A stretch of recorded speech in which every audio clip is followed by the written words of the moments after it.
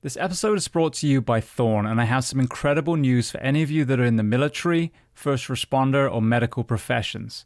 In an effort to give back, Thorn is now offering you an ongoing 35% off each and every one of your purchases of their incredible nutritional solutions. Now, Thorn is the official supplement of CrossFit, the UFC, the Mayo Clinic, the Human Performance Project, and multiple special operations organizations.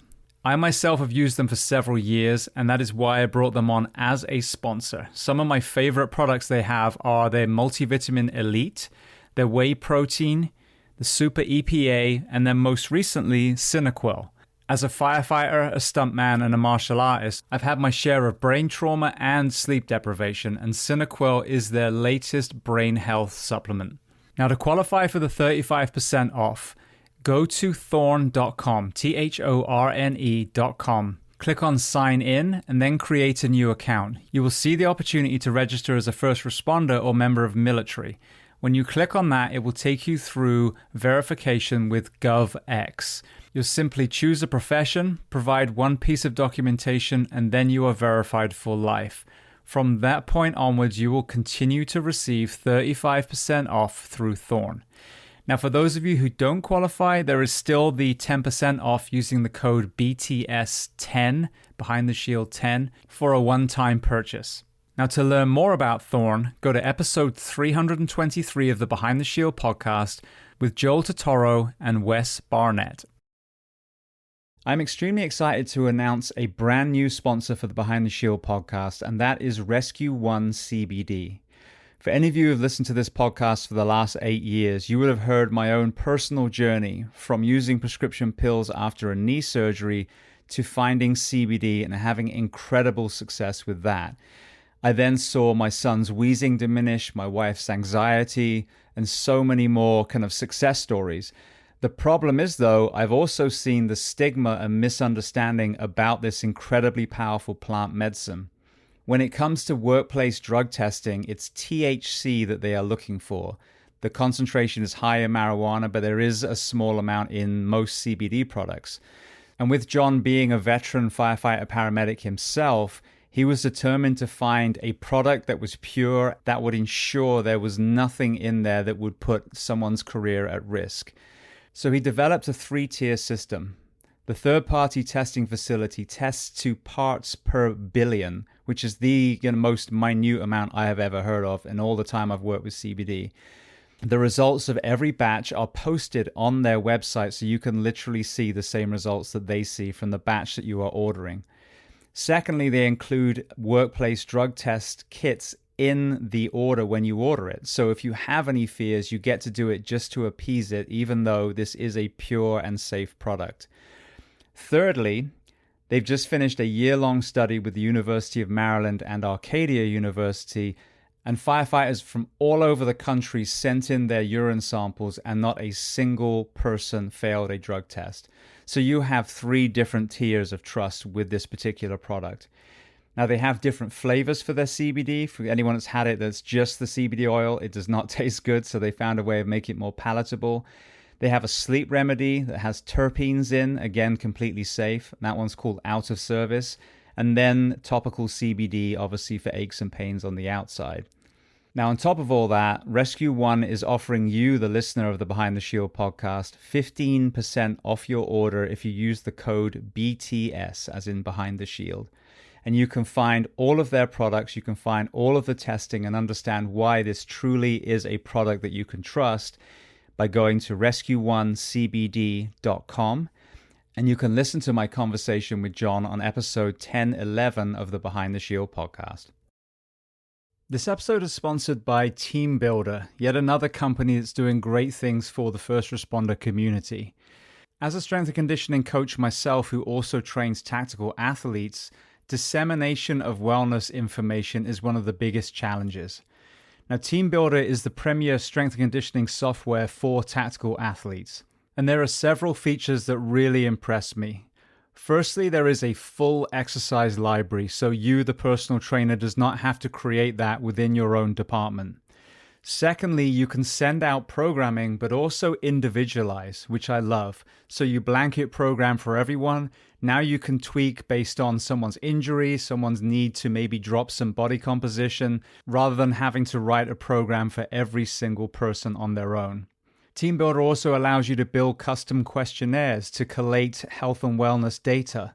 It integrates with wearables. And I think one of the most important things is obviously it tracks. To me, it's imperative that we as a profession start tracking our people from day one and then over the full span of their career, therefore catching potential wellness issues and injuries before they happen. Now, if you want to try TeamBuilder, they are offering you, the audience of the Behind the Shield podcast, a free 14-day trial to experience all of the features. And if you want to take a deeper dive into TeamBuilder, listen to episode 1032 with Melissa Mercado, or go to teambuilder.com. And I'll spell that to you because it's not as you'd think. TeamBuildr.com.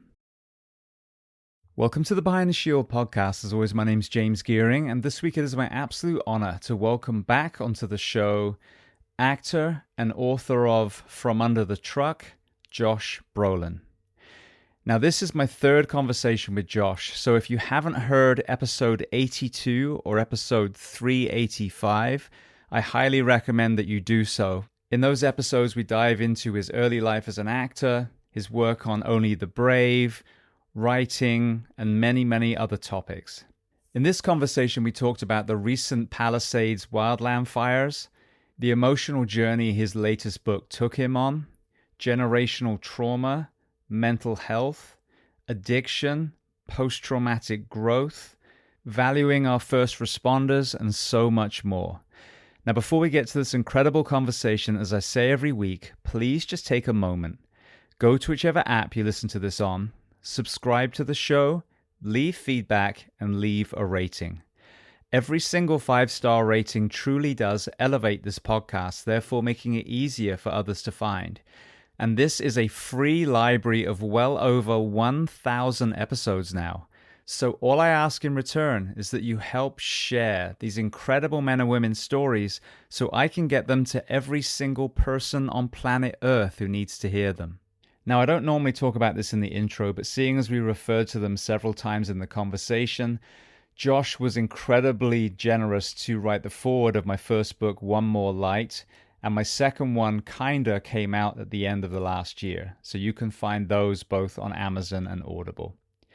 So with that being said, I welcome back onto the show, Josh Brolin.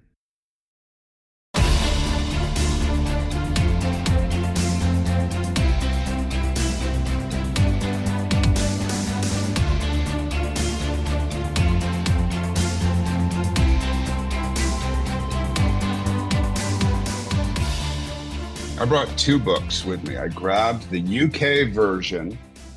I got the UK version, which I like very much because it's more of a, the US version is a smaller version with like a bra that goes over that, which I think is kind of cool, but the bra always kind of climbs up to there. And then, so it's Josh Brolin's forehead. And then I started reading this randomly. I just literally picked it up yesterday and I'm already halfway through it. And it's kind of a woman's, along the lines of what we were talking about earlier, it's kind of from a woman's point of view about how to get away from, and it's 40 years old, it's 50 years old, it's the 50th anniversary, about how to get away from certain distractions and get back to an essential self, and therefore a more honest self. And that was 50 years ago. Something that we're dealing with, obviously dealing with the same issues, but so much grander, so much more chaotic, and there's so much more to distract now, It's interesting when you say 50 years ago, because I've made that point with this one here. Man's Search for Meaning, Viktor Frankl. Oh, yeah. That's backwards or I've not. read it. When I released the first book, I had, like complete white belt idea of what the whole process was going to be looking like, you know, and it's like Mhm. immediately as it goes out, you got to push, push, push and everything. And then you realize like when you write a book, you got two types of people. People who read it and people who haven't read it. And it's not a race. And so Yeah. now here you are buying a book that was written 50 years ago that is absolutely captivating to you. And it's irrelevant when that person picks it up, as long as one day, It's a hopefully, they will. it's irrelevant, and it's something that, exactly like you say, we forget because it's all about the first 2 weeks, or it's all about getting on the New York Times bestseller list, or it's all about doing as many shows and as many, and you forget that this thing is going to be around and that people are going to find it, even if it's out of print and in a used bookstore. Like me being at what is it, Peter Harrington's, a rare bookstore in London, and sitting there and having James Joyce's Ulysses in front of me and literally leafing through it page by page. The first edition, the original edition of James Joyce's Ulysses, which was, by the way, hated by most. What is he doing? Creating his own language, pompous. You know what I mean? And you're like, wow, man, so many of these books that were banned and that were thrown on the Montague fire and Fahrenheit 451, and like, this is bad, and then you know 20, 40, 60 years later, praised as being something that changed the whole fabric of what literature is. You know, it's like the four food groups. Eat this and this and this and this, and that's good. As long as you do that, that's good. And then 30 years later, they go, yeah, that's all off. That's Yep. all off. By the way, and you had something to do with this, but we talk about health a lot, and we will talk about health and all that. So I've been off sugar, with the exception of two different times, for about a month and a half now, because I went through the Dune 2 world tour. I went through my book tour, which took me, domestically, national book tour, and then took me to London. And I was sick pretty much that whole time. Like, I did a podcast with Rogan, and I remember about half of it. And we were smoking cigars on top of it. But I remember at one point going, I don't know where I am. I don't know what's being said to me and all that, which I probably shouldn't admit, but it's just the truth. Um, and then I got, I'm a big carb guy. I'm a big sugar guy. So I just get bigger, and I get bigger all the way around. I wasn't plunging, which I've been doing for 20 years. And I know is a big, trend now. But anyway, I got pissed. Enough is enough mentality. I hit that ceiling, and I just went, I've fucking had it.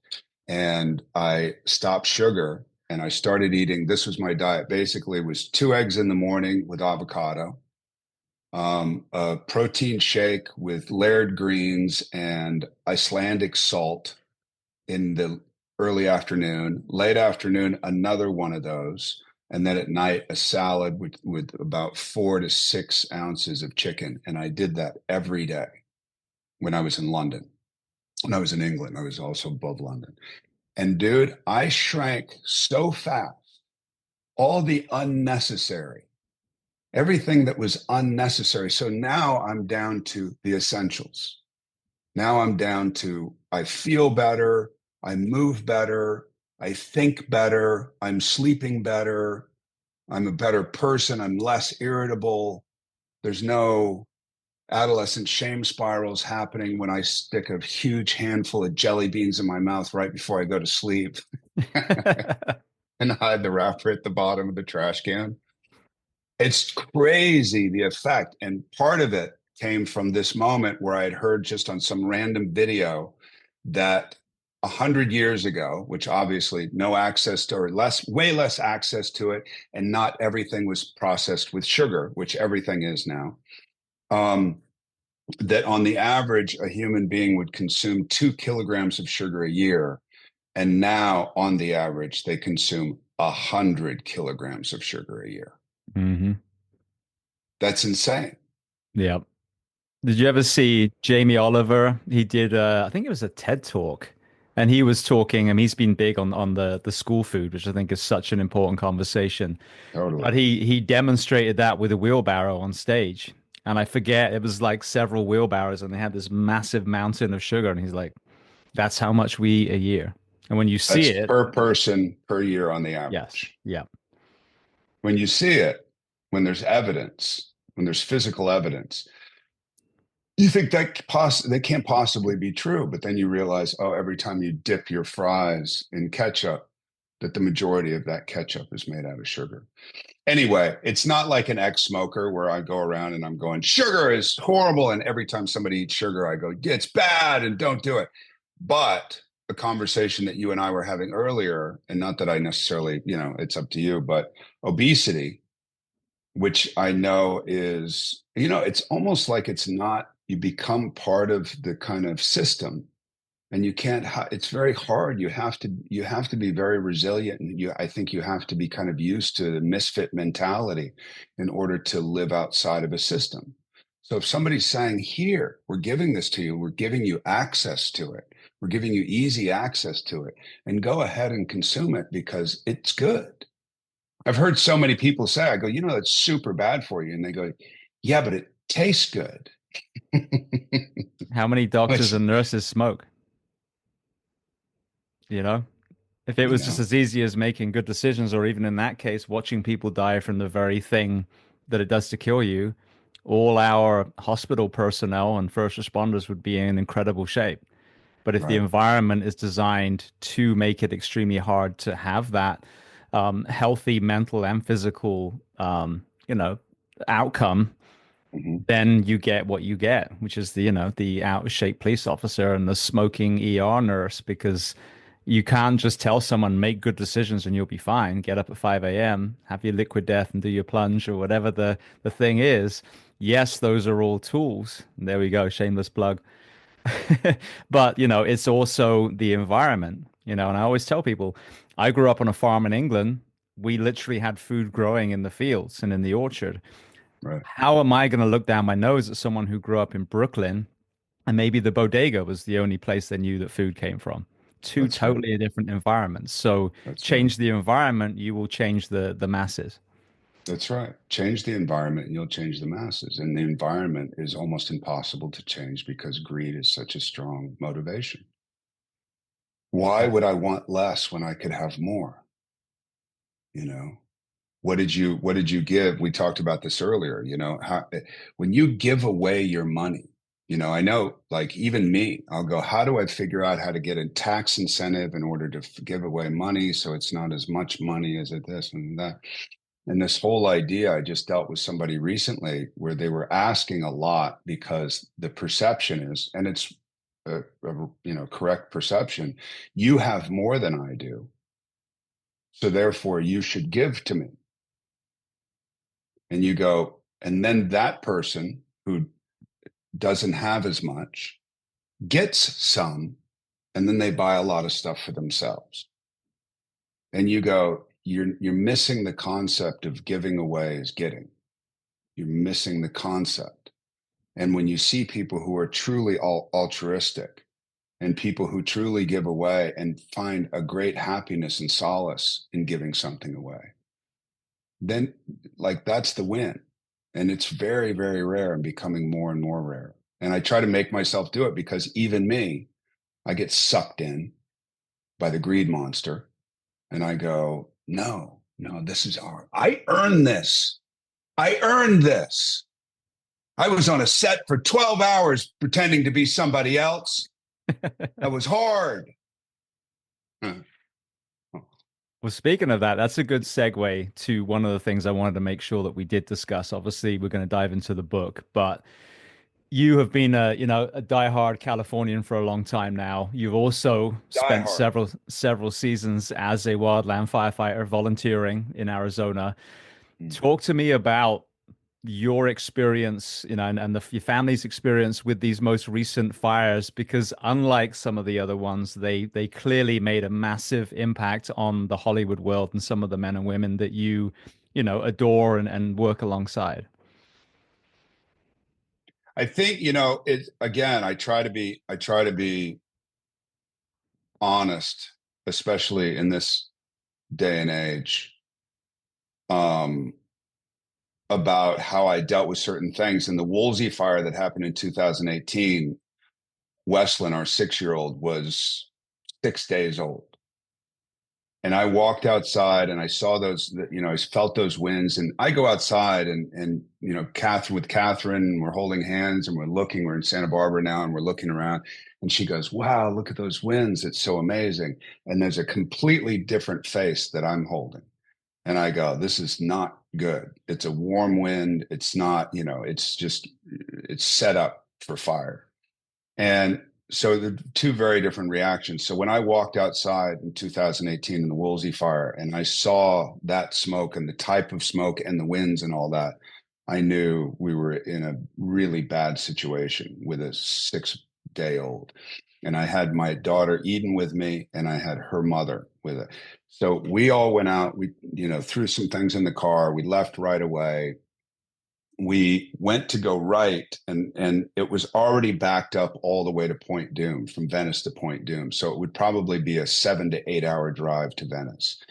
And you're still in LA and you're still in the smoke. I'm thinking about residual smoke. I'm thinking about all that. So I don't know why I had the instinct to turn around and head north. And it was basically heading into the fire. And it went from daytime, I think it was 9:30 in the morning, went from fairly light daytime with smoke around it in the distance. And I know the fire was traveling at like 40 miles an hour at that point with the winds. And what people don't understand about fire is it's drying out things miles ahead of itself. So once it hit it, it's almost explosive. And that's why it can travel at those kinds of speeds. And so we went into the smoke and to the point where it was total night, black. And and my wife's screaming and she's saying RSV for the kid and this and inhaling the smoke, which she's absolutely right. And around every corner, we're praying, please, please, please don't be a roadblock or stop. And I heard that we were one of the last cars, if not the last car, to be allowed to go north before Zuma got, completely consumed with fire. So that being said, I would have loved to have been like Laird Hamilton and stayed and fought my own fires and helped everybody out. And I didn't. And there's some guilt around that because I think it's my go-to to try and help as much as possible. And when you have a 6-day-old, that's all you can think about. So during these fires, when people say, well, do you think we're in danger? Do you think we're in danger? I said, do you have children? And they go, yes. And I'd go, leave. This is all material shit. This is all stuff that we've built up and we've created. And it's meaningful, obviously, but we've created a big romance around about how valuable it is to us. And I know that there's valuable things into it, but ultimately it's not more valuable than your life. So to answer your question, yes, I've known a lot of people that have lost houses in both fires, both of the major fires. To put it in perspective, the Palisades fire was basically house-wise and the urban area was 3 full Manhattans is what was burned. When I think of it like that, I go, I mean, that's a lot of space. I think it's something like 13,000 houses or 11,000 houses or something like that. We know about 35 people who lost their homes and about 250 indirectly. And what do? You live in California. By the way, after the fires, there were the mudslides, and after the mudslides, there was an earthquake. That's California. I think it's a little more concentrated in Malibu and the Palisades and all that. But we did give some money. And I told you earlier that I wanted to create incentive with that money. So we had basically like, what do you call it?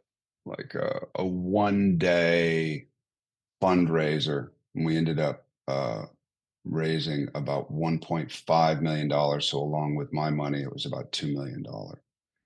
And that's great, but you're still not dealing with people face to face, which is always an interesting thing to me. It's like a very rich thing to not deal with. You go, here, I hope this helps. I hope this helps you, which I know it's needed. but at the same time, going back to the fire stuff, when you're really in a there were a couple of structural fires that I did. And when people are there, when people are afraid, and when they're screaming, all the stuff that you know very well, and all the stuff that your first book was about, um, it's different, man.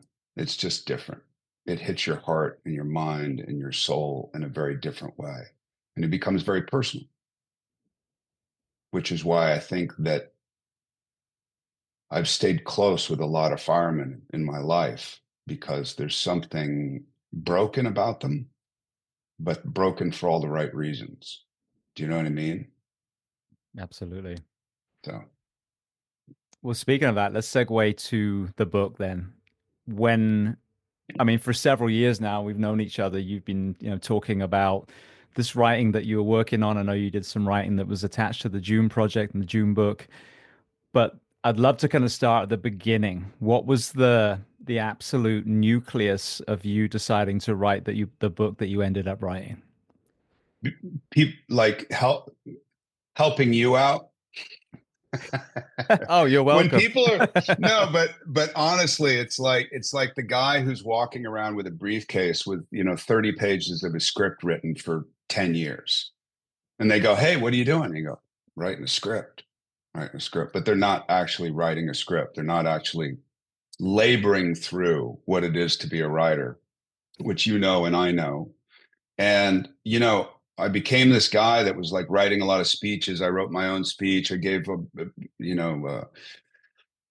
award to the Coens or whatever, and then somebody was, oh, who knew he could write? And then and then people are asking me to write their speeches, and then I'm doing that, and then I'm the go-to guy writing speeches for somebody else. And then you start writing shit on Instagram, and people go, God, you're amazing. You're amazing what you wrote, which it's really a paragraph or a half a paragraph. And all that's really nice. And I appreciate that. But for somebody who has held writing it's such high esteem, and such that it's been my first love always, and it's been my mode of expression always, from as early as I can remember. 8 years old, 6 years old, my mom was finding poems at 8 years old, circular poems, and then they went on to this thing. But it was always my go-to. It was always in things that I couldn't express in other ways, whether it was creative or otherwise, or personally. It always came out in a memo pad or whatever, spiral notebook. And so when enough people are saying, wow, you can write, or enough people are asking you, can you help me write my book or whatever, you're like, am I full of shit? And then you just sit down. I just sat down and started writing. And the book, interestingly, started to dictate. I had kind of compiled some journal writings, and these aren't based on a lot of journal writings, maybe a few that I rewrote. But I sat down and I started to compile these journal writings, and I sent it out. And I look back now on what I sent out to different agents, and it was horrible, man. It was horrible. I mean, it was really bad, and even which, if I have any perceptive powers at all, people like, they go up an octave. They were like, hey, man, I read your stuff. That's really good. Really good. You're like, oh, I'm fucked. And then there was one lady, Kimberly Witherspoon, in New York with Inkwell Management, and she said, yeah, you can write. I think we need to work on this, and let's see where it goes. And I was like, oh. And she was who I had a deep appreciation for. Anthony Bourdain was her first client ever. And she was like, there's a danger in your writing that reminds me of him, and I want to see if you can really do this or not. And it was a challenge more than you're so great, and let's go make money off what you've done in the movie industry and put your name on a book, and let's see. So I really responded to that. And the book, just lastly, the book started to really dictate itself as I started to put the book together. It wasn't supposed to be a book about my mother. And I think it's very, the through line, I think, is my mother. And the through line is also, can you grow up in, a chaotic vortex and actually grow up, as opposed to blame that chaotic vortex on the rest of your life and say, well, I can't do it because that's what they did, or the system, I have to live within the system because that's the system that's been that's been created. So what am I supposed to do? And that's what I meant earlier about that misfit mentality. I think I got the misfit mentality from my mother, willing to be uncomfortable in order to do the right thing. But I think I also inherited a lot of insanity that I have to that I have to navigate with some grace and tools. As you were writing, I mean, we talked and we were basically recording audiobooks at pretty much the same time. So I want to get into that. But when you Yeah. were still going Yeah. through the writing and then submitting it to someone who was then critiquing it, or probably I'm assuming numerous people, what was the level of imposter syndrome that was working at that point? I told you this. I said that I never felt that during writing. I mean, during writing, there was never a moment of I'm a shit writer. And it wasn't I'm a great writer, but I was really honed in on trying to clarify, be more specific, get rid of things that were unnecessary. And then if I went on some, pinchon creative jag, I owned it. I was like, okay, this is what I'm doing. This is who I am. And this is honest. This is honest. And one of the greatest responses, many responses that I got from people who knew me, they go, if nothing else, this book is 100% you. And I go, great. So if somebody says your book is a piece of shit, I don't really take it personally, but I get what they mean. I don't say, oh, you're saying that I'm a piece of shit. I go, no, but this is a manifestation of myself that's brutally honest, especially with myself. But I think it was day 2 of doing the audio that I spiraled, and I didn't expect it. I stuttered through I've had people call and say, God, you read it so well and all that. And I was like, yeah, that's not how it went down. I stuttered through this thing, every line. I mean, there were times where I'd find a decent rhythm, but there were, a lot of times where I would go, what is the matter with me? Like I'm okay with reading other people's books. I'm okay with reading your book. And then I get to my book and I'm stammering through it. And then I had the thought of, I wish I could burn, all evidence that this ever existed. I wish I'd never done this. Why did I do this? What am I trying to prove? Why not just write? Why not go back? Why not do what everybody else has done in their own very specific and personal way? Just write a trajectory of my life. This is where I come from. This is what childhood was like. This is when I realized I wanted to be an actor. This was the development as an actor. This was inside the acting world. And this is what I hope for. This is how I look back on it. And this is what I hope for in the future. It would have been so easy. And maybe that will come someday, but that's not this book. I think what was interesting for me, people always ask when you write, was it cathartic? And I think there was an excuse, not an elephant, an element of An catharsis. element. There was an elephant of catharsis. It was amazing.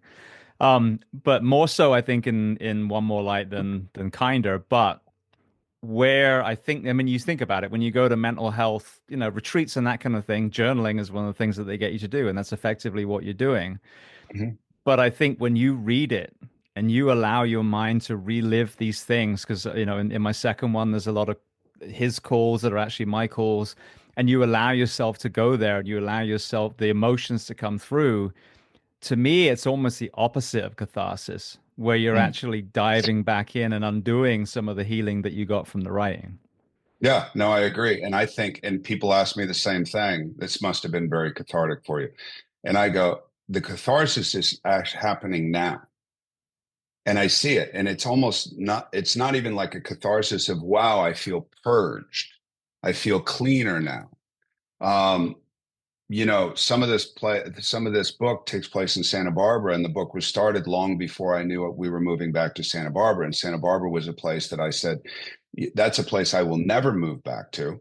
It's a place I spent, jail time in, and I look at City Hall And I go, oh, I remember when I got off that bus on a chain gang with 9 other guys and I was released in front of my court. You know what I mean? So it's like not things that you necessarily want to relive. You can write in a book and kind of romanticize it and all that.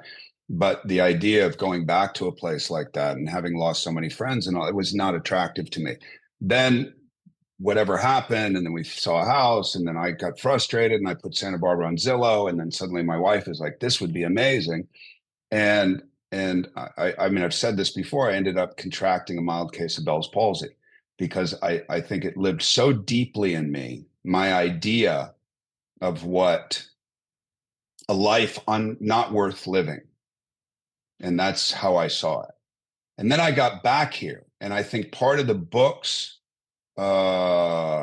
workings on me were once I got back here, within a week, I started seeing things. I mean, I'm looking out my window now.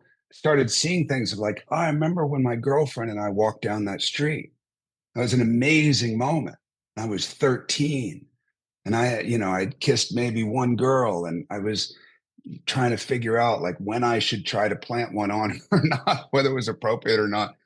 And all of these happier memories started to come back. So I think for me, the catharsis was exactly what the book was meant to be generally, which is life is messy, man. Life is really messy. You can be living in massive self-destruction, and with whoever comes into your life and however lucky you are and whatever opportunities may come, and if you take responsibility and actually grow the fuck up and be an adult and start cultivating tools in order to live your life in a way that has that's not so chaotic and not so self-destructive. um, this book has shown me, because I was so honest, that okay, that's happened, and that happened at that moment. This is not a definition of you. Your definition of you happens at every moment with every choice that you're confronted with. And don't forget that. So I'm sure that there was something in me that says I need to write this out because I need to grow the fuck up a little bit more. It's interesting. It's kind of came out in my writing a little bit was we have these things that are locked away, especially in my profession, where we're constantly on these shifts, we're constantly in this high stress environment. It's a very good environment to just lock things that you don't want to address with. And I think this is why first responders tend to start struggling a little bit deeper in their career when the calls are less exciting and you've kind of Mm, normalized this kind of lifestyle. yeah. But what I realize is when you start unpacking these bad things, just like you alluded to, attached to them are good things. I think when the body or the mind is like, we need to fucking lock this shit away. This is not good to think about right Yeah. now. All the good stuff that happened around that gets kind of stuck in that trunk as well. And Hmm. when you start allowing yourself to work through, and I would argue turn those into strengths, I really believe that. I do Then you too. start recalling all these good things, exactly like you just said about being 13. And by the way, and I talked to you about this earlier, not that we prepped this whole thing, we were talking about something very different, but that I spent some time with somebody recently who is in such abject denial that there to me, my perception of it, there's no sense of self. They've denied all sense of self, and out of that can come this like smile, this perpetual smile, but you don't believe it. It's almost like serial killer smile. It's like, you know, happy. I'm happy. See? And that scares me. Like that's something that's always really scared me, because when you confront yourself, it's especially if you've been living in a massive denial and you've developed a denial system that's really, mechanistically, attuned, that you go, I'm okay with living with this as long as I stay away from any reality of myself or any opinion that I may have, because I'll get shot down for it, or it'll be perceived as dumb or bad or all that kind of stuff. And then when you get to a place where you say, you know what, I'm tired of this denial. I'm tired of not this gift that I've been given to live. And whatever I've seen in my life, whether you're a firefighter and have seen the greatest horrors imaginable, or me created the greatest horrors imaginable, whatever that is for me, and just say, you know what? What if you just allow whatever was intended from the beginning, whether you see it as God, whether you see it as this, what was I intended from the beginning before all this stuff hit me? And can we get back to some kind of essence of we're really grateful to be here. We can rely on each other. We have people that will be honest with us and actually say, hey, man, I'm noticing something in you right now, and you're a little off. Or you seem a little manic, or you seem a little down. Can I come over? You want to spend a couple of hours together? There's a great video that my wife saw and she told me about. It was some scientific, and I'm going to say it crudely, paraphrasing obviously, but they put a rat in a cage, and the experiment was they put a rat in a cage, and then they put a small dish of potable water, and then they put a small dish of like opium infested water, right? And the rat went over and he tried both, and then he got into the opium water and he started drinking it. He drank so much of it, eventually he OD'd, right? And then they go, okay, so we as a whatever they concluded from that. And then they go, well, what if you put a bunch of rats in a cage? They're going to be fighting. They're going to be fighting for the water. It's probably going to be even more chaotic and more destructive in that they'll want to go to the heroin water because they can't fucking deal with all these people. And they put all the rats in a cage, and none of them ever even tasted the opium infested water. And that Malcolm Gladwell has a book called Outliers. And in the beginning of Outliers, he talks about a priest. He talks about this one area, I think it was called Rosetta, that when the big migration happened from Italy to New York, that there was this one, all these other communities. I mean, they were mostly Italian, but they were also German and this, all these other communities, people started dying on the average in their 60s instead of their 80s and 90s. But there was one community, Rosetta, in upstate New York, where they were still dying in their 80s and 90s. And they were testing the water. They were saying, was it going from olive oil to butter? What was it? And then finally they came down to it, and they figured it out. And it was this priest that had come over. It was an Irish priest, actually, but he had come over from Italy to Rosetta and made them start I can't think of the word, but re-implementing what they had done in Italy originally. So all celebrations, that they were living on top of each other. There were 3 generations per house, and a small house, and all this kind of stuff. So literally recreating what they had had in Italy, which looked from an objective point of view, which looked so chaotic and wrong and unattractive. And yet those people were living 20 to 25 years longer, because it's about community. It's about sharing. It's about relying on each other, this idea of being able to rely on each other. And I can't think of a time, at least how I perceive it, where we feel less able to rely on our neighbor than ever. That experiment you're referring to, they called Rat Park. I had Johan Hari on, who wrote Chasing the Scream, and he talks all about it in his book. and There you go. and that was exactly it. He's got a phrase: the opposite of addiction isn't sobriety. The opposite of addiction is connection. So what they did, you had the rats, and like you said, they were on their own, and it was isolation. And then they actually expanded the cage. So they had other rats, they had things that they would kind of interact with. And just like you said, they didn't touch it anymore. And I think if you look at what happened in COVID, there was a massive global experiment of the same thing. We know the impact of all that isolation on relationships, on mental health, on physical health. And so community is the answer. And when you see the divisiveness, even the lack of empathy from some people with, members of Hollywood losing their homes. Oh, they're just a bunch of rich people. No, they were human beings whose children's drawings were on the fridge that are lost, and the grandparents' jewelry and the photos you can never get back. And so the more we lean back into that community, the more we fix all things health. And what is that? And what is that? The idea of that is that money disintegrates art. Do you know what I mean? You go, oh, well, you have money. Oh, you're a successful actor. So all you're doing with your life is walking down a perpetual red carpet, waving at people. What? and and that's that thing that I talked about earlier about once if you're not Abe Lincoln and going in the field, do you know what I mean? How do you really know? It's easy to send people to war when you're, on the ninth floor, or you're in the White House, or you're in the this and that. Because what does it mean? But have a bomb, have your buddy blow up next to you, and then see how you feel.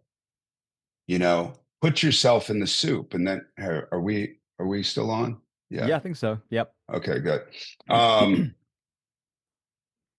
that's even as an actor, you go, listen, if you become successful and you're sitting there representing the human condition, how are you able to do that if you don't understand how to do laundry and wash the dishes and wash your floor and take care of your kids? Well, I have a nanny and I have a this and I have a that and I have that housekeeper and I have that. Like, I get it.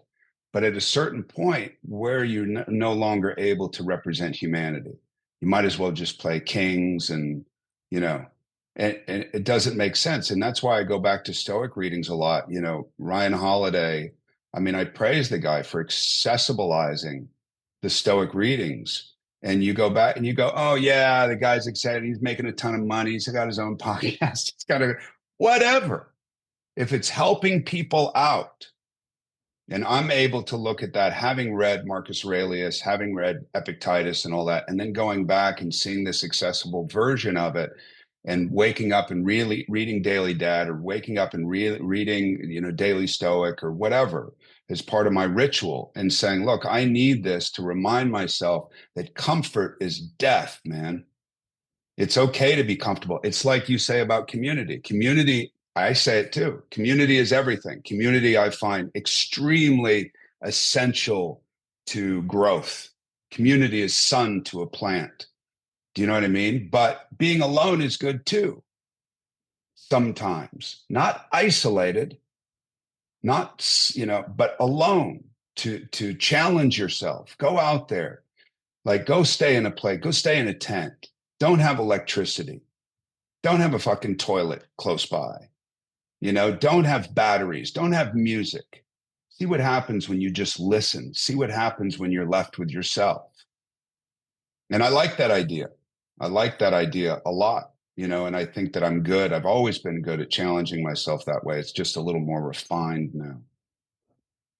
I think if anyone reads From Under the Truck, they will see, like, for example, I mean, you obviously grew up in a Hollywood connected household initially. So it'd be like, oh, well, Josh obviously had it all handed to him on a silver platter and had this amazing, probably money filled childhood. And then, you actually listen, you read the book and you understand, just like so many people, the reason why some people are great writers, great actors, great firefighters is because of things that happened early on.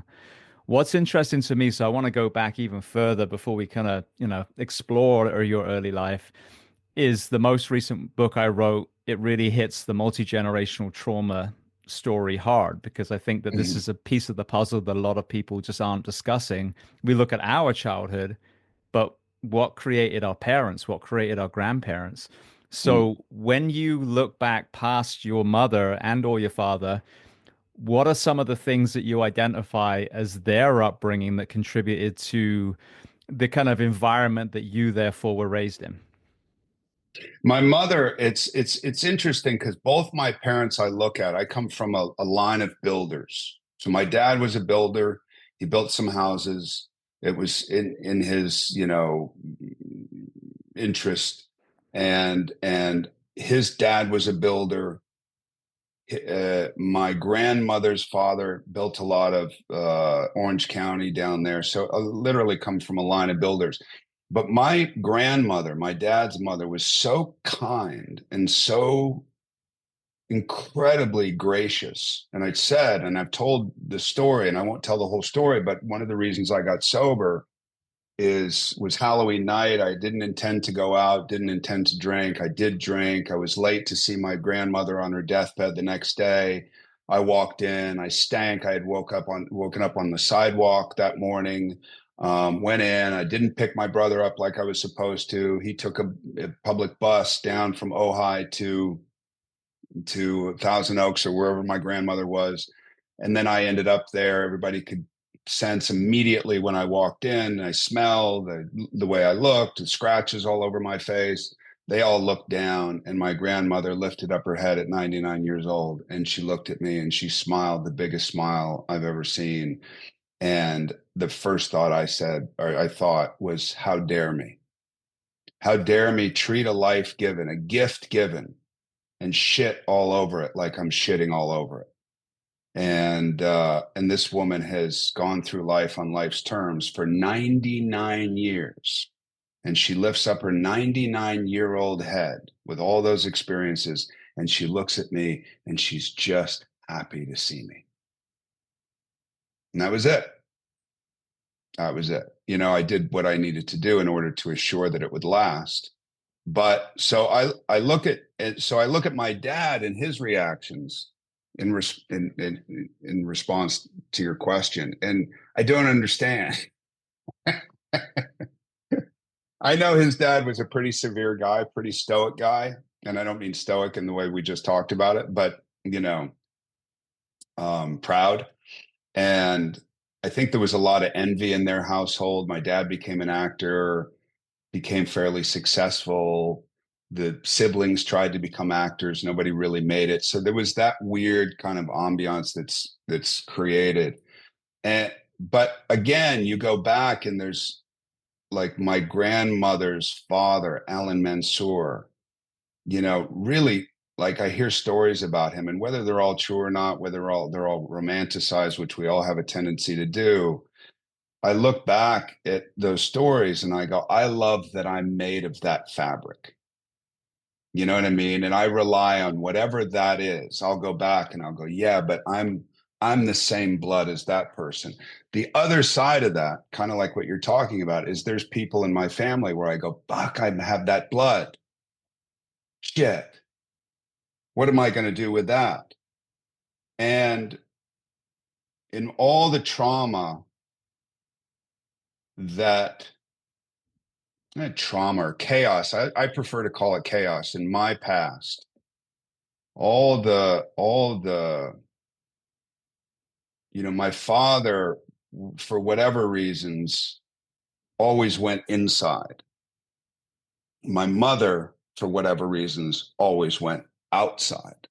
And what I heard about my mother's parents were also amazing things, like great teachers, both of them teachers, you know, small town, Texas, Corpus Christi, small house, humble, but I never heard anything horrible. So I don't know where the insanities, the specific insanities of my parents and where it came from, but or whether it had to do with their surroundings and being in Hollywood and, you know, all that expectation, and you got to be a certain way and you have to be a certain, you know, level of success and all that. But the point is that when you get to a certain point, and I said this before, is what point do you start taking ownership of your own life? So you go, okay, so I have this past. I could blame this past on everything that my present and whatever comes up in the future is. Or I can say every choice from here on out, which is what I've done, is mine. I can't blame it on my dad. I can't blame it on my mother. I can't blame it on how I was raised. I can't blame it on that. And then how do you start again cultivating the tools, garnering and cultivating the tools that support that? You know, in your life, you're talking about firefighters that have gone through massive, massive traumas, that have been privy to awful visuals and emotional content, and seeing a decapitated child in the back of a car, and like, or a mother or whatever. And, you know, you just go like, nobody should have those experiences, but these people are putting themselves out there to try and save who's savable, to try. And it's a massive thing, but what do you do with that? What do you do with that? Do you have people you can rely on? Do you have people that are going to take care of you? Or you have people that are going to call you out and say, you need to talk about this, or we need to go through this. We need to digest this in a certain way. You have it in a little folder in your body, and you go, that to me is the most important, evidenced by what I just told you about coming back up to Santa Barbara and having a mild case of Bell's palsy. The last time I had Bell's palsy was 17 years before, when my wife at that time and I were talking about moving to Santa Barbara. There's a theme. It's right there. Mm-hmm. I didn't will it to happen. I didn't will my face to be hanging off my skull. But that's evidence right there. It's locked away. And if it's not dealt with, then you have no control of how it's going to manifest. And that's a scary thought. I always use the phrase reasons, not excuses. So you look back and realize that you had this kind of childhood that, if one or both parents had left, then there's that feeling of, I wasn't good enough, or if you were abused in whatever way, that you felt like you were one of the reasons why it happened. And then people reflect and they forgive themselves. But then I think that's when you discard it. If you don't allow yourself to have some grace on what happened to you, that you were a victim, that you were Mm-hmm. just a child when this happened, you had no choice in the matter, that's got to be acknowledged. But then I think that allows you to shed that skin and then move forward. Yeah, Howard Stern mentioned that. He took my book very personally, as did you. And he, we did that podcast for 2.5 hours or whatever. And I got back to my hotel and he called me at my hotel and we talked for another hour about it. So, and he kept saying, when I was on his show, he kept saying, yeah, but it was wrong. There has to be some acknowledgement that this was not okay. And I go, of course there is. And not even of course, because I realize that people say, yeah, but you didn't know what they went through. And there's a lot of like justification and all that. And you do. I think you're right. You have to sit there and go, listen, this was not okay. There's a reason why when I'm with my kids, it's much better now because I've really focused on it and tried to not lessen it, but my relationship with it is different. When my older kids were young, I would have flashes of the worst images imaginable of what could happen to my children. And it happened randomly. And it would just go, okay, so we're driving in a car right now. And then suddenly I'd see this whole scenario in a nanosecond. And it would be so bloody and awful. But I know it was me telling me, stay on point. Because if anything happens, you just want to be slightly ahead of it. So you can actually be productive in the assisting of it. But I also know it comes back from, being raised by two people that were like, where are they? You know what I mean? That were a little clueless when it came down to the idea of true care. And I've seen parents like that even now. The kid will crawl up to a second floor. They're only a year and a half old. There's no railing on the second floor, and the mother's talking to somebody, and I'm like, what the fuck? Are you kidding? You don't have that sixth sense, whether it's a mother or father, by the way, but you don't have that sixth sense that's constantly living in your periphery now, knowing that if that kid's more than 5 feet, 10 feet away from you, that it could result in death. So I live in that in a big way. And I know that there is the historic reason for it, partially. And now I just the relationship with it is different, but it still happens. It just happened yesterday in a big way. It used to happen like 6, 7 times a day. Now it happens once in a while. And then I start to think, oh, if it doesn't happen more, that means I'm getting lazy, I'm getting old, or I'm getting something like that. But no, I just have a different relationship with that guy. Oh, there it is. Or maybe I'll say a little prayer, or maybe I'll say or something, just like, help me deal with this in a way that's sensible and has grace, instead of just tweaking and then taking it out on my kids. And don't go over there. Don't go over there. Whoa, whoa, whoa, whoa. Which I try not to do, because that can create more people like me. And you don't want more people like me in the world. Well, I think the people listening, a lot of us, I know me, the moment someone hasn't come home when they were supposed to, or, my son hasn't checked in when he was younger, he would check in a lot. We kind of slowly loosening those apron strings. Yeah, I'm not, I'm not freaking out, but the first thought isn't, oh, he must just be a little late. It's like, oh, well, obviously he's been killed by a gang or, totally. driven off the side of a bridge. And, it seems irrational, but then you think, well, what do you do at work? You see all those things in real life. So, of course, this is the tapestry that your brain is kind of pulling from. And That's it. it's hard, I think, for a first responder parent, just like you're talking about, to temper that and not be that helicopter parent that's paranoid about everything. Because if ever there's a profession that's justifiable to do so, it's the first responders and ER staff. And how badly do you need first responders?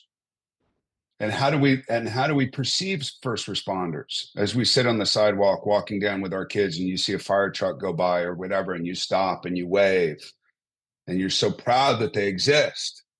And yet, if I'm the base, if I'm the least base, the story that I just told you and whatever issues I have in these random visualizations, if that's the least of what those guys probably go through, those men and women go through, and we don't support that in some way, it's absolutely, talk about lack of community, talk about lack of care, talk about selfishness, where we're saying thank you for helping us, then go away,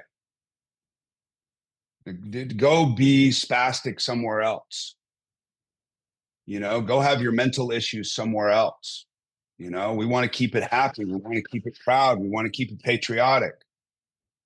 And that's, it's such a lame thing to do, but to bring it back to this is like, it's messy, it's all messy, it's okay that it's messy, and then we die in the end. I wrote a gratitude list. It's so weird, man. I'm going to read this to you right now. I probably shouldn't, but there's a lot of things I probably shouldn't do that I end up doing anyway.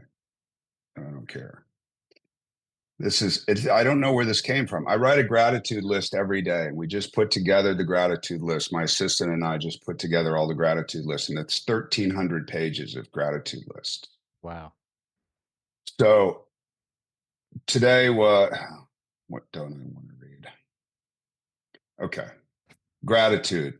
People die and they don't come back. That's the first line.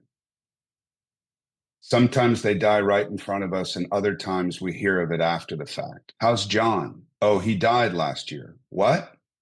And that's that. They're gone forever. In the memory, they live, but even that changes, and it all becomes a little more translucent over time. We were here, then we weren't, almost as if we were never here, with the exception of us knowing that we were here, our experiences, today and now, yesterday and tomorrow, worry, anxiety, resentment, simple love, a few things, contentment. How for so long did I care so much about being valid, sought, praised? And if not, fuck you. This morning was the sun, 7.5 hours of sleep, rare. Rushing out to meet the contractor, the house, intimate conversation, run back to the family and cook myself breakfast. Go back to the house with family, climb dangerously up to the now roofless second floor. We look out, see the whole property, smiles. We go to a kid's birthday, play, make things, no yearning, no envy, ease. Chapel eats shit. My daughter. Scraped up, hold her, ice, it's okay. Beach, the Rincon Classic. I surfed it in 1980. Old and new schoolers on the beach. We take our shoes off, feet wet, watch 13-year-olds surf heats in their iridescent jerseys. Walk back up to the truck, sit on beach overlooking the sea, dinner with Zerby, my oldest friend, 87 years old, his wife Arnett. plan on Christmas performance next Christmas on stage here in Santa Barbara, drive home and all take a shower together, blow dry their hair, laugh. Mama reads to them, sweet. I kiss them goodnight. Now fire, reading, list, funny texts, plan tomorrow, but it's vapor until we get there. I have soft clothes on. I hear music in my head, classical. I want to read more than go to sleep early. Look up at paperweight whales I got from kids on my birthday. I love them. I love this life. It's not always easy, but there's more solace now than ever. I don't worry as much about tomorrow, and I know that some people will simply not like me, and that's okay. My drum, my drumsticks, God's band. Amen. I love that. Not a mention of Oscars, Rolex, Ferraris. No, no, maybe I should go back and redo it. I love the way my leather interior feels. I love the way, which by the way, I have seen lists like that because I'm sent lists from a lot of different people and all that. And once in a while, I'll read a list like that and I go, all right, that's what you're into today. But I think things like that, and I think why your book being a very honest book, I think this book being a very honest book, and Mauro Lindbergh, A Gift from the Sea, your book, my book, is, you put it out there in that we go, what matters? What's essential? What's my experience? How can I be 100% authentic without apology? You know what I mean? And do I care? That's the biggest thing when it comes down to it. Do I care? Why do I write a book like this when I know I'm going to get shit for it? Like, what about your second marriage? What about that? What'd you guys do? And you go, yeah, that's not what the book is about. The book is about seeing through a human being's lens, go through the process of life on life's terms and all the other shit that was put on top of it and having to kind of navigate through that shit and find the pony at the end. When I read it, it's hard not to think about that scared little boy. And I think when your brother is attacked, was it the bobcat? Is that right? Um, Wolf. Wolf. Okay. And so as a small child and the helplessness that must have been felt and the instability of the kind of, tornado that was your mother and the life around her. I think again about that kind of Maslow's hierarchy of needs and that need for security and safety, and the opposite obviously is that fear. And I had that fear when I reflect on my early life. I was a very anxious child. Mm. Where did the healing begin for that? Where did you start to shift from this kind of chaos that had you been raised in a lot of the early times, and obviously the unhealthy coping mechanisms to actually start to find out who you were and kind of hold that little boy's hand in your psyche and bring him up to modern day, present day? I think it was a twofold. I mean, the process never ends, first of all. But one was I had kids very early on. I had kids 19 when she was pregnant and 20 when Trevor was born. Trevor's 36 now. So I have a 36-year-old, a 31-year-old, a 6-year-old, and a 4-year-old. So I will be raising children my entire life. I think I had a couple years in there where I could wake up later. But I think that being in my life brought a value that I wouldn't have had in my life had my child not been born. And I mean the value, not the child. There was a value that I had to look outside of myself. I was forced to look outside of myself. But that still didn't do it. I was sober for 3.5 years, and then I went back out, and then I was sober for 5 years, and then I went back out because I saw sobriety as some kind of ball and chain. It was keeping me from something, keeping me from being myself. When the truth of the matter, it was keeping me from manifesting that angst that you're talking about feeling, that pain. And the only way I felt like I could manifest it was through drinking and the chaos that would ensue. And, I would turn around. I mean, it was so reactive. I was so reactive And it was super fun sometimes. I was a fun drunk until I wasn't, and then I'd turn around and, I'd see a group of guys talking, a bunch of preppy guys. I remember this one time, and I just turned around and I ran as fast as I could and I jumped on top of all of them. Just a big fight broke out. And it's just what I needed to do. Something in me was like, it's time. And there's no thought. And it was so great that there was no thought. Get out of your head, get out of the fear. Like, what can you do to just not feel fear for a second? I'd get up in public speak and my trachea would close up and I'd be shaking that much. And there's no confidence in that. There's zero confidence. There's zero sense of self in that. So then when I got sober this last time, 11 and a half years ago, I realized at a certain point, it's like, oh, you got to get rid of that thing that keeps getting in the way. And then the work starts. Then it's this, what I call a spiritual process. And finally, seeing everything that happens as an opportunity and a lesson. So even when shitty things happen to me now, especially now, there's something in me that gets a little happy because I know the fucking slap is coming. The wake up is coming. And I think that goes back to that discomfort thing too. What would be uncomfortable, and normally you'd react in a way that would push it down or push it away or find a distraction or go watch a movie or go watch the news and get into all the political extremism that is fucking meaningless, just has to do with people spinning and bad, good, and, all that stuff, and go, how do you look at yourself honestly? Honestly, that's the toughest part. To really speak to yourself about how you feel, even if there's judgment, and then go, okay, where do I take it from here? So that's how I know myself to be right now. And then things happen that you go, oh, why does this have to happen to me? Whereas now I'm more in a place where I go, oh, shit's happening. There's a humbling coming. And with that humbling usually comes, for lack of a better phrase, a better version of me. And to me, like what I said before, getting closer to what I think was intended before all these additives, all these preservatives and additives were injected. I care about people. I'm a super sensitive guy.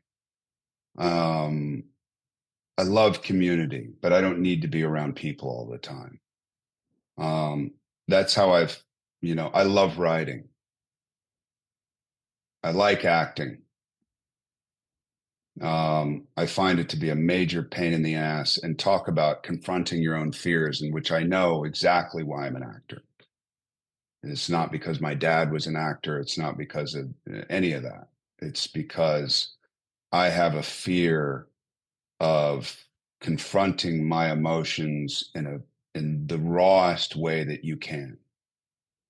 So I chose that profession in order to perpetually challenge that.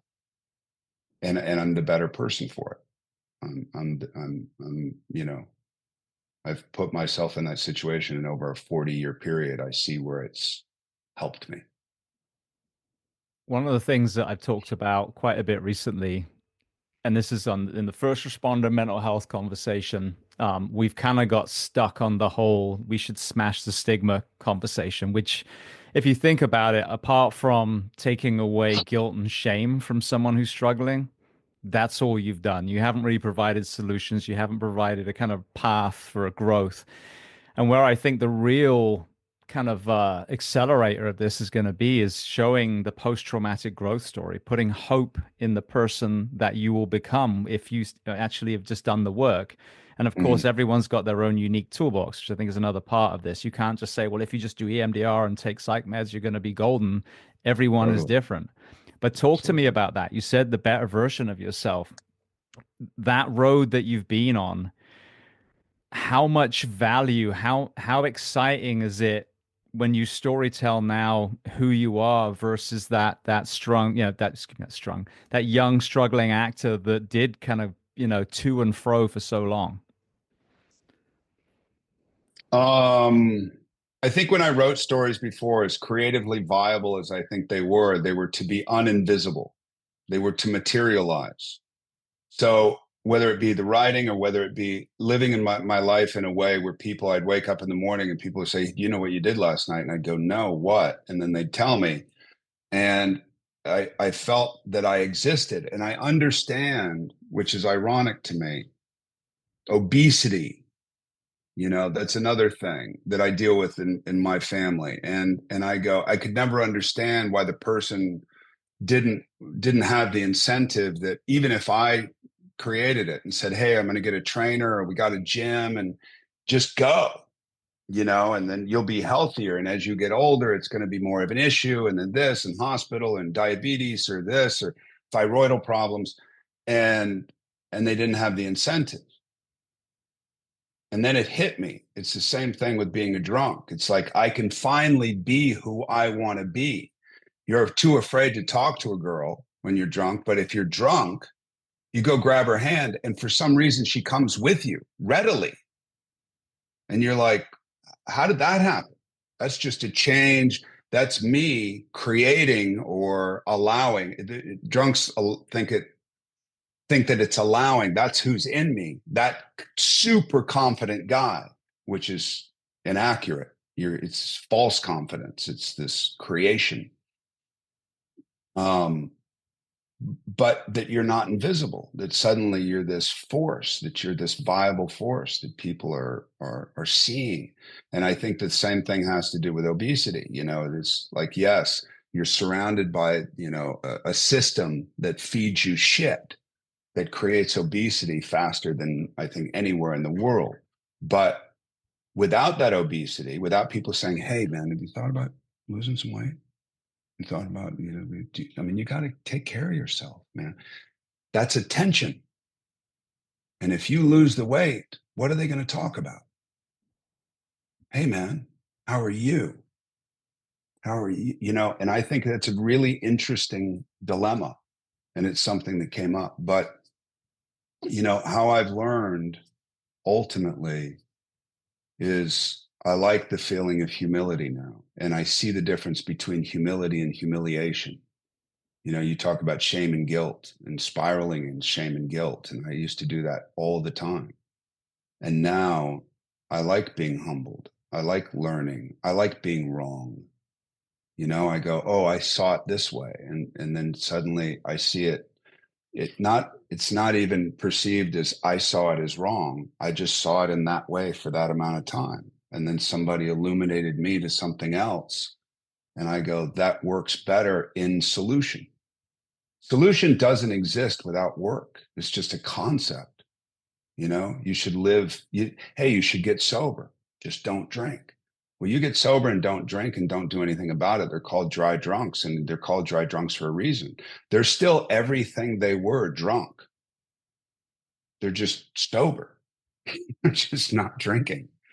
But all the behavior's still there. And until you get into that,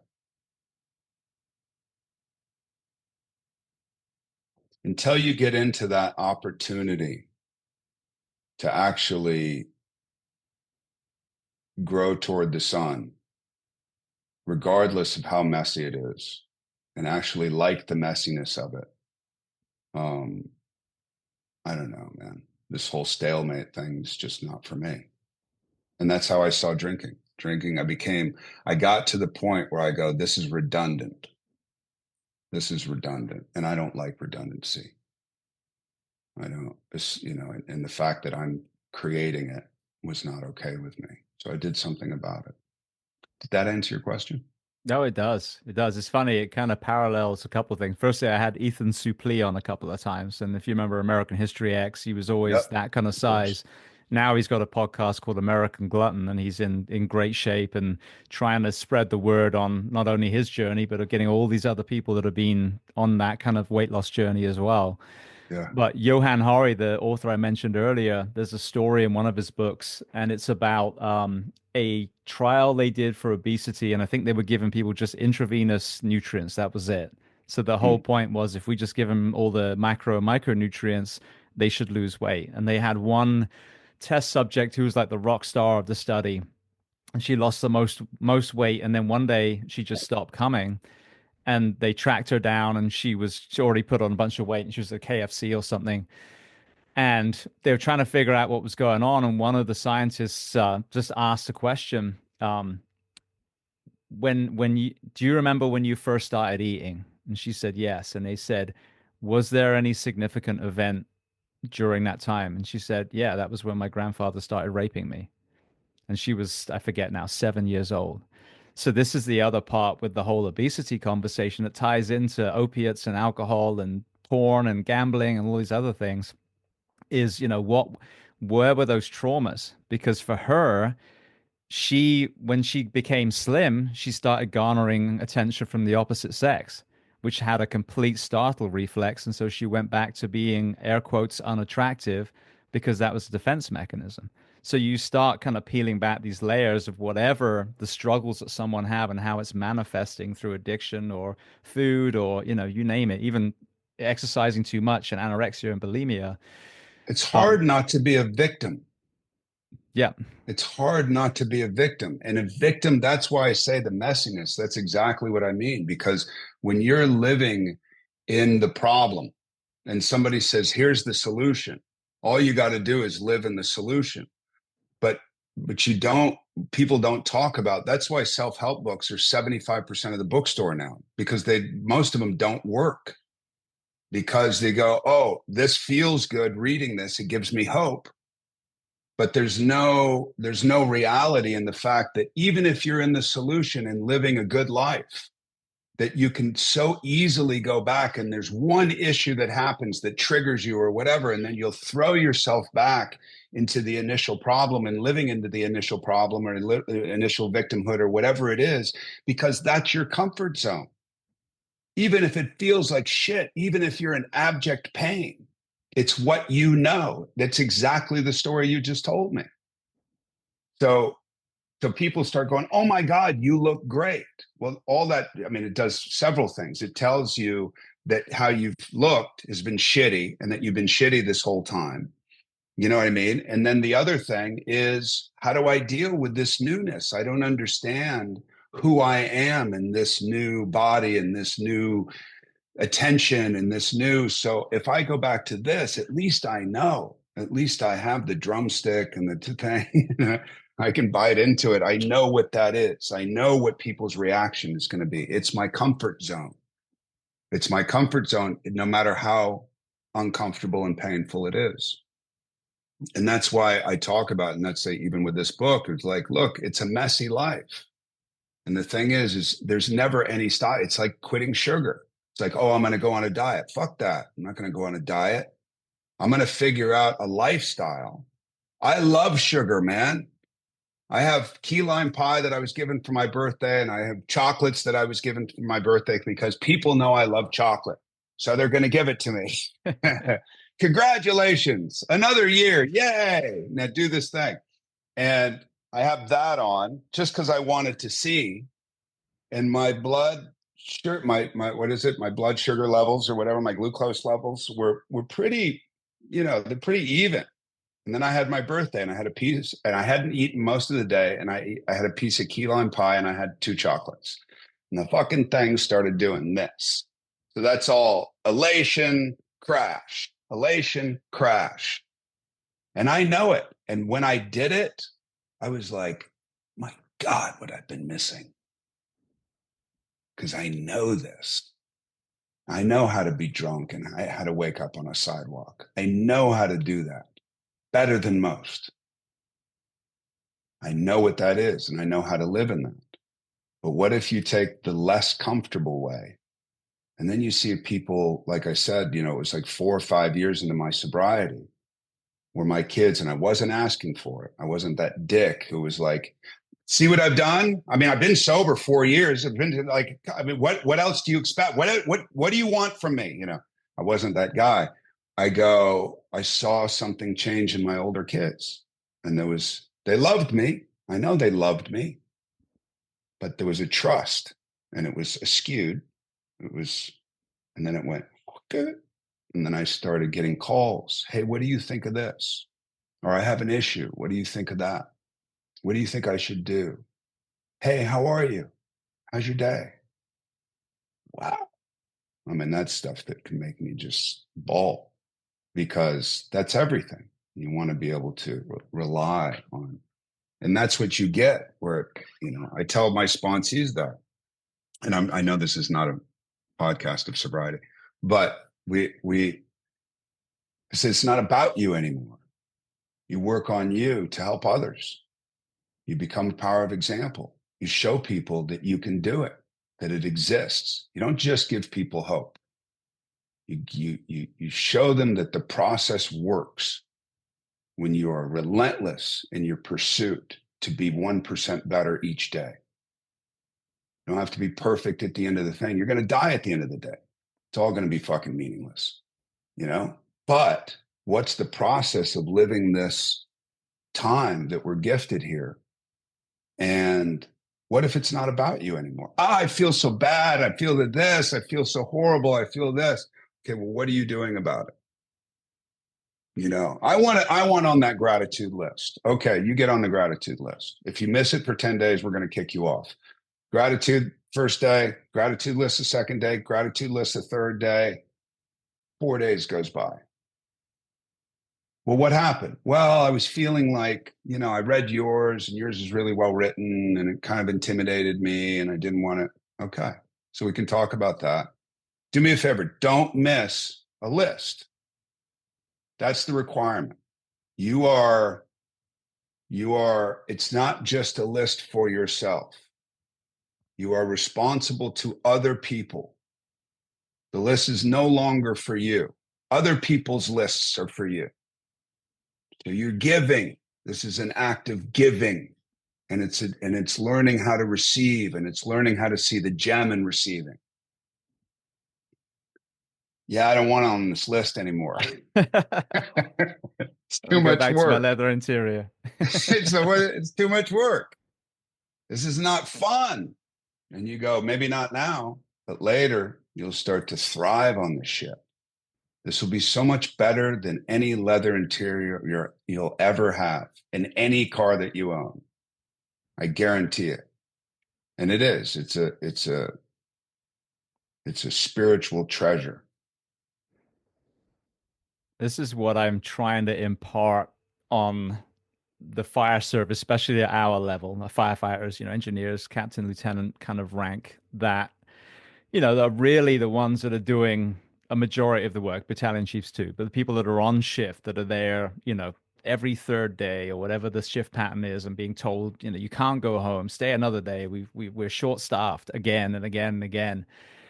We're such a selfless, servant mentality, which is beautiful. And, let's pay homage to all the volunteer firefighters that are out there doing this for free. However, that can also be taken advantage of. And we've got to the point now where our men and women, I mean, perfect LA city, LA County, woefully, woefully understaffed. So who's holding that PT log as Navy SEALs are falling left, right, and center? Everyone else who's still holding the log. It's getting heavier and heavier. But it's a hard sell to get the firefighters to say, we do need help. We do need more rest and recovery. So where I'm trying to shift the focus is that, all right, take it off you for a second.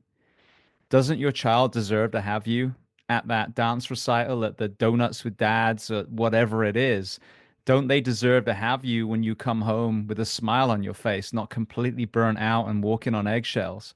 Doesn't your partner deserve to have you, well rested and not thinking about whatever god awful call and, now your relationship or your marriage starts fraying more and more and more. So I love that, what you said about the sponsors and sponsees is that's absolutely, I think, the most important message to this community.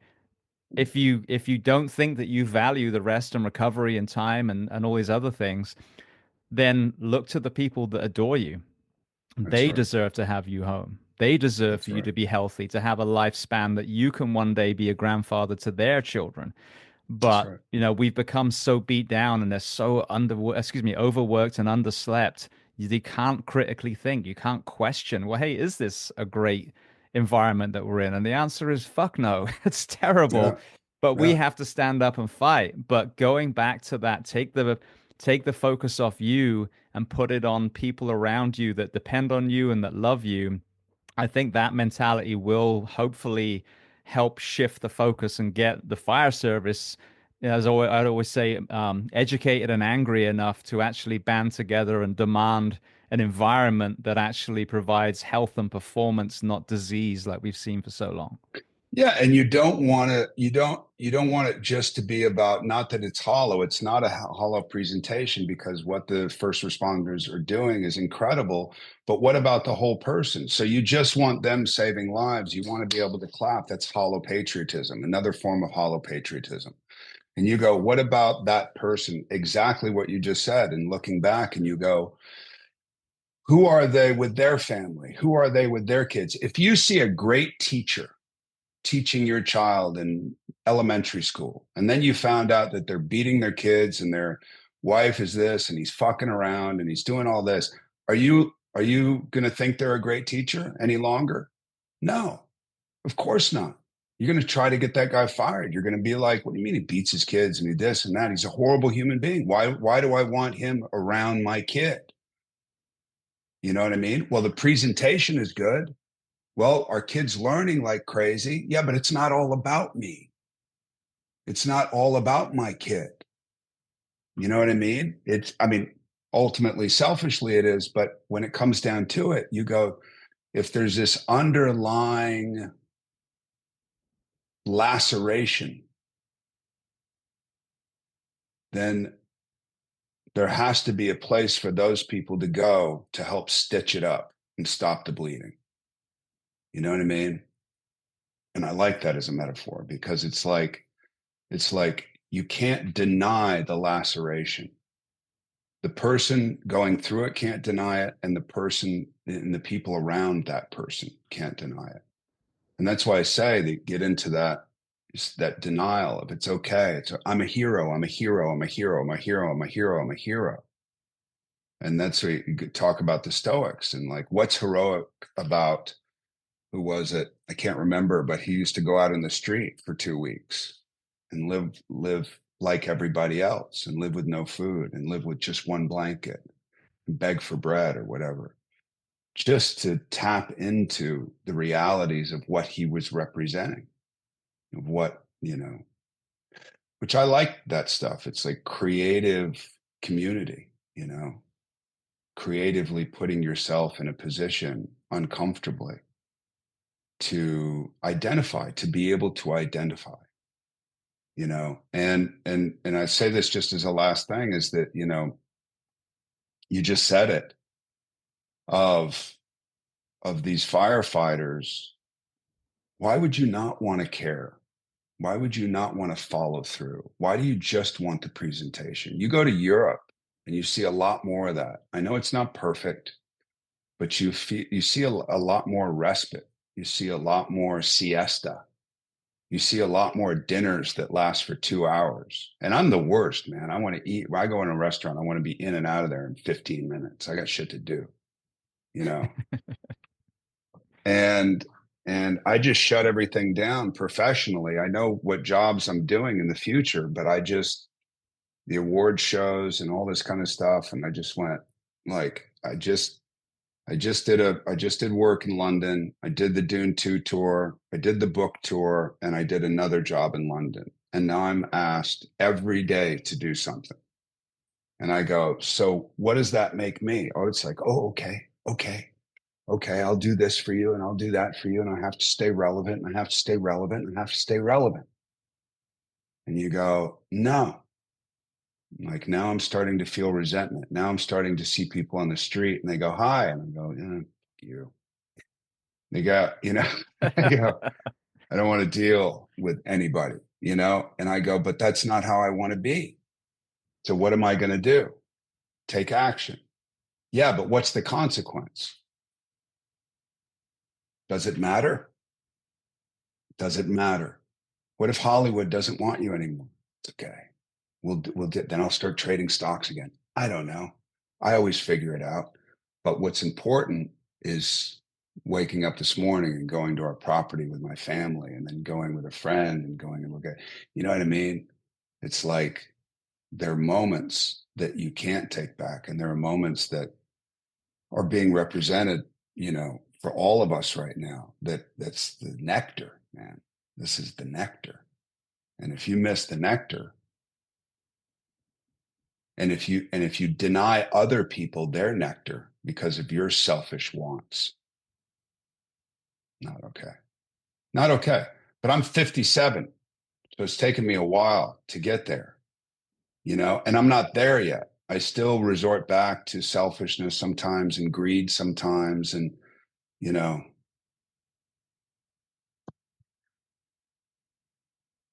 so great. Thank you. Thank you. Namaste. Thank you.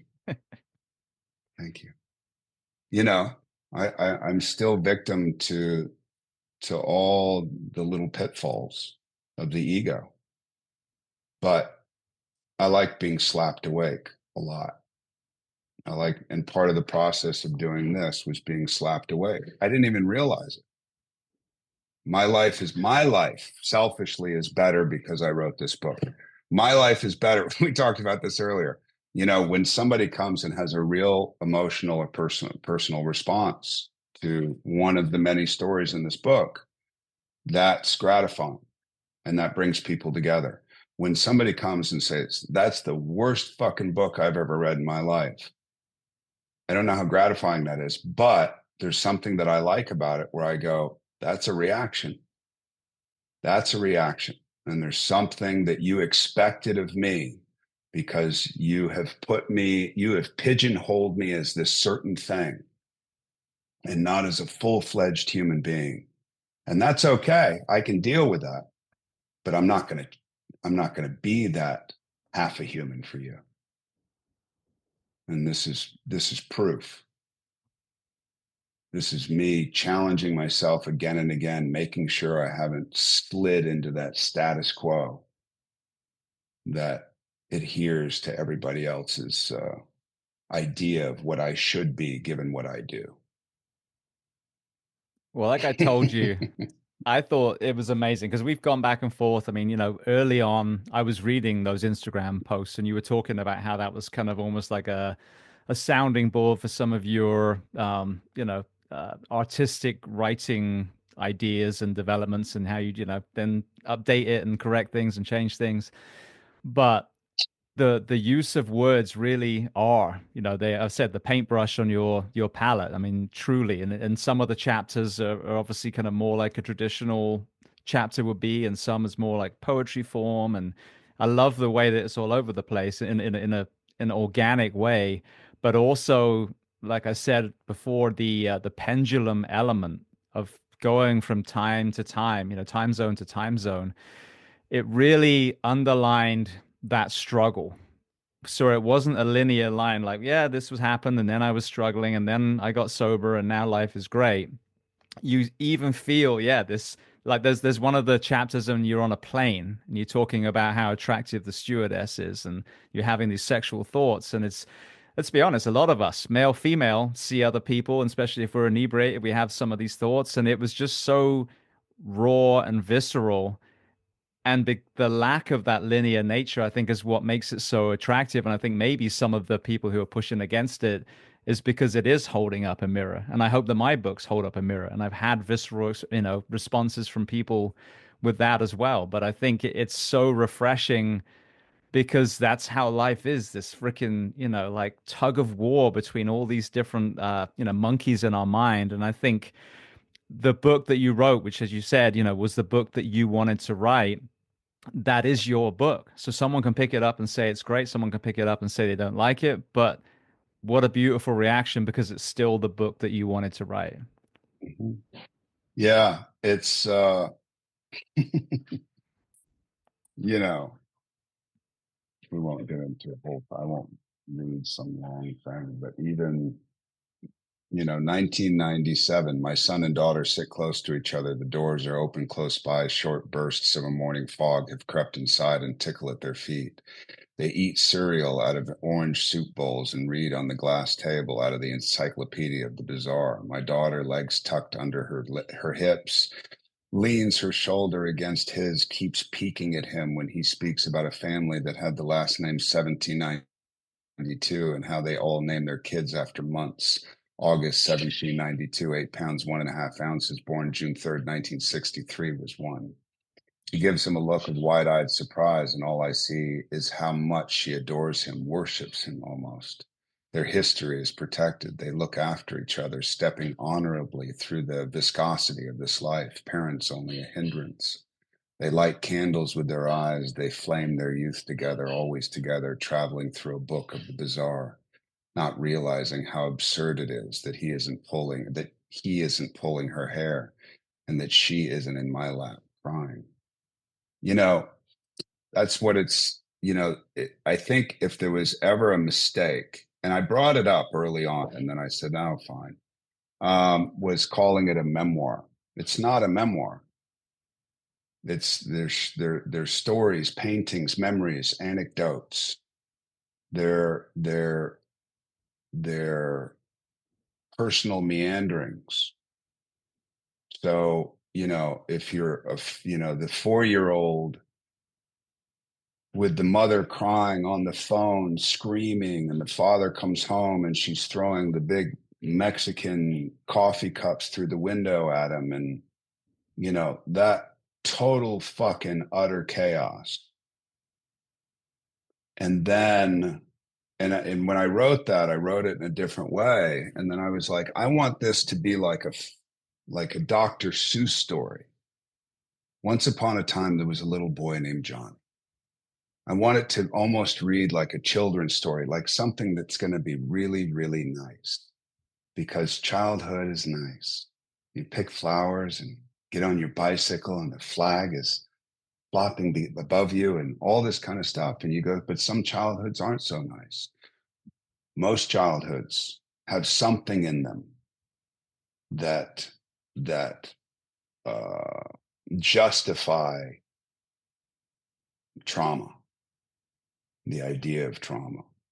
And that's okay. Again, that's okay.